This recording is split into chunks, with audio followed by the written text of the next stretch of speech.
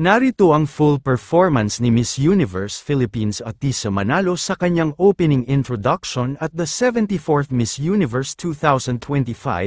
Panoorin natin ang audience view mula sa opening introduction ni Atisa Manalo.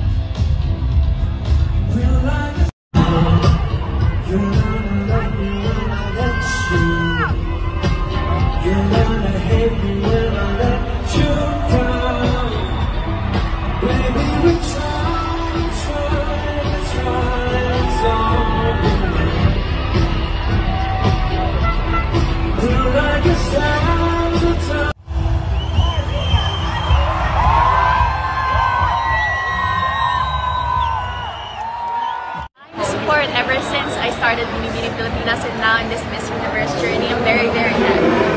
Can you give us 3 words to explain this final?